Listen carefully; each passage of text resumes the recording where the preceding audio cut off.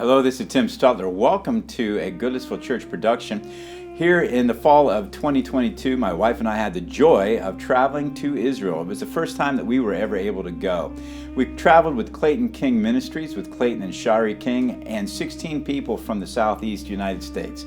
We had an incredible time. Our tour guide was Cyril Bar David of Yad Hashmanah Guest House. He was extraordinary. And so what I did, I filmed each one of these stops, filmed what he had to say, and we wanted to share those with you. We're calling this series The Lay of the Land. I hope that you enjoy it.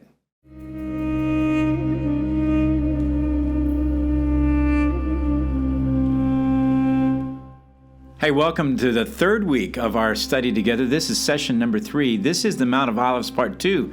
We've talked about the Mount of Olives and the burial practice. There's over 100,000 people buried on the Mount of Olives. Think about that. We talked about the burial practices there at the Mount of Olives. We've also talked about the Kidron Valley, but now we revisit the Mount of Olives. We're going to be talking with Cyril Bar David about how Jesus entered into Jerusalem from the Mount of Olives. There's a lot of interesting information to think about in this video. It's really a video in 2 parts because we'll also be talking about the future and what part the Mount of Olives plays in that. I hope that you'll listen, I hope that you'll enjoy, and I hope that your faith will be expanded by what you learn about the Mount of Olives. Enjoy.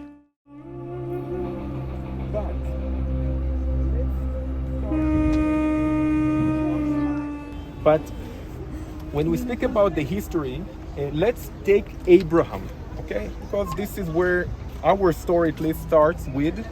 And we're talking about something like 3,008 years ago. 3,008 and 800 years ago. And we speak about Abraham that is coming from the area of what today we will call Iraq or something like that, Ur. And he's traveling all the way here to Canaan. It's not called yet Israel. It is not called Palestine. It doesn't have any name like that. This is Canaan in the Bible. And he comes over here.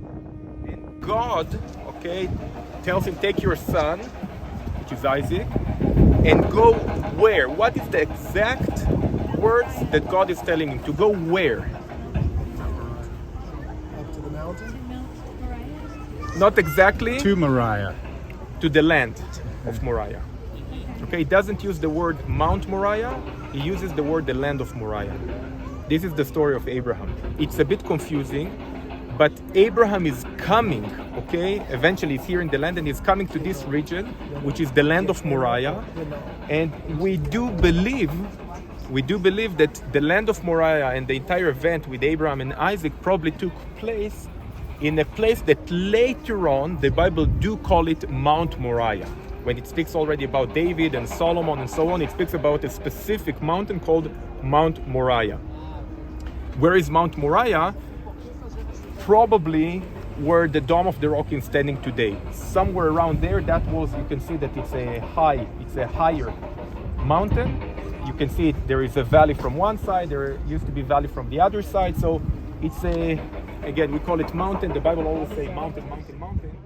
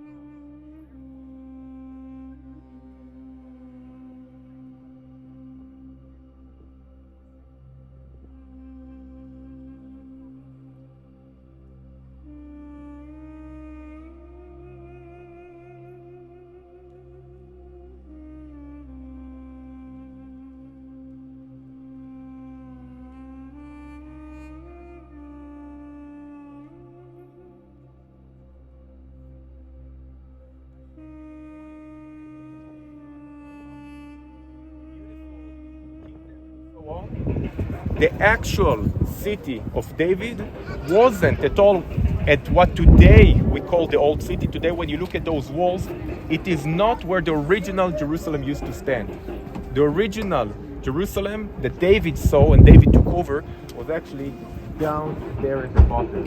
If you see, there is like many trees at the center, and to the left of those trees there is like a red rooftop, and you see where the road is going parallel to the valley and then turns west and is climbing up, right? The moment that the road is curving to the west, everything to its left down below, this is where the city of David used to be. That was the Jebusite city. If you look at the left side of that road, you can see that there are several buildings, one beside the other, and then suddenly there is a big wall, a supporting wall that goes down like a section of a tower. You see that? There is a section of a tower and a wall, the line of walls, a wall of stones that is going down there at the center of the valley, just up above the valley. This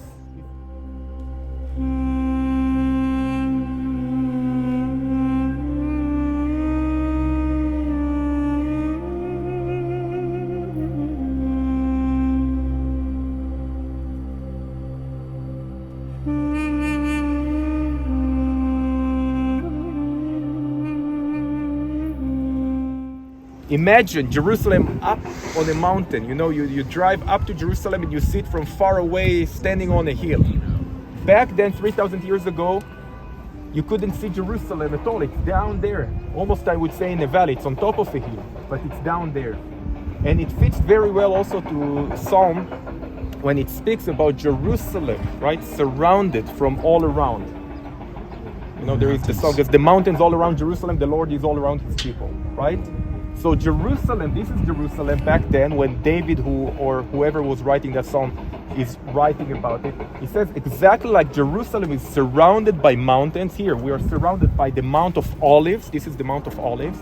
We have Mount Moriah up there, which is higher than the city. We have Mount Zion. Today we call it Mount Zion. Of course, during the time of David, they didn't call that mountain there Mount Zion. Zion was everything, okay? But Mount Zion. So you have Mount Zion and Mount Moriah and Mount of Olives. And all those mountains are surrounding the city of Jerusalem. Now, when we speak about spring down there, which is called the Gihon Spring, okay? And that's why the city was located down there. There is a spring there, and from that point where David is taking over the city of Jerusalem, the city started to grow bigger and bigger and bigger under the different kings. During the time of King Hezekiah, which is the 8th century BC, meaning like 200, almost 300 years after King David, the city is already on the three hills, on where the city of David, on top of Mount Moriah, because of course Solomon already built a temple on top of Mount Moriah, and opposite to us, on the hill that you see the road that is climbing up there, all these three hills are part of Jerusalem when what we call the first temple is standing there. But it was all destroyed. By whom? Babylonian.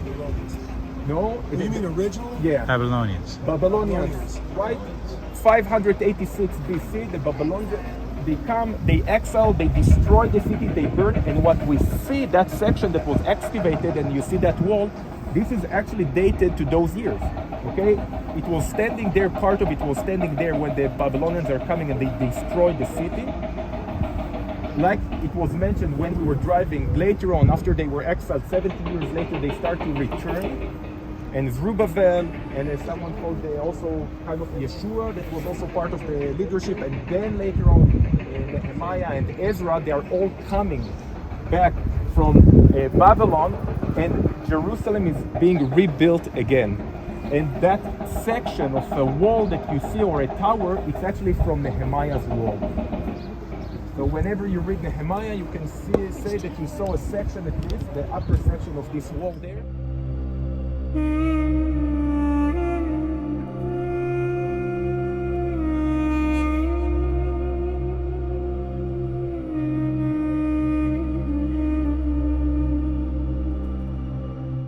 pressure from the local people that were not part of the Jews, okay? And they tried to do everything possible to stop them from building the walls around Jerusalem. So Jerusalem turned to be much, much smaller than the original one. But it was also growing bigger and bigger, and we're not going to go through all the centuries because many things happened. But we have that guy named Herod. Okay, we call him Herod the Great, just because of his projects, I would say that. And that Herod, we will talk about him a lot in that trip. He's the one that he takes that existing temple that was standing there for centuries already, the one that was rebuilt, by the first people that came back from Babylon. They rebuilt that temple. Now some will say, as you mentioned, some will call it the rebuild of the first temple. Some will say that it's a different temple, it's a second temple. It doesn't really matter. There is a poor temple that is standing there. And Herod is saying, listen, I'm going to change the entire thing and make here a beautiful, huge complex, basically that everyone would say, what a great king I am. Yeah, look at Herod, not about God or anything like that. And it's exactly what he is doing. So from just having a hill up there was a hill and a building somewhere up above it. He decides to flatten the entire hill and to build this huge platform that you see today standing there. There is a huge platform. And the temple, then he rebuilds a temple, a much higher and bigger and more beautiful temple, somewhere there. Again, we don't know the exact location of where this temple was standing on top of that platform, but it's all up there. And the city is growing bigger and bigger and bigger, and more walls are being added until year 70, where the Romans destroyed that city. And some of the Jews are being exiled. Centuries later, all the Jews are being gone, and the city since then is changing hands by different empires all the time. And the wall that we see today, as I said, it is a wall that was built in the 16th century by the Ottoman Turks. That was Jerusalem since then until the 20th century. Only during the late 19th century and the beginning of the 20th century, the neighborhood started to be built outside, and it was growing bigger and bigger. So we're going to talk a lot about the history. That's enough for the moment concerning the history of Jerusalem. What do we see? We do see the Golden Dome standing there. We do see this gray dome, which is the Al-Aqsa Mosque. When we speak about the mosque, it's the building with the gray dome, not the golden one. The golden one is like a shrine. The mosque itself, where they go and they pray inside all the time, it's that building. Also below the surface there, underneath that platform, they also go down below that, okay?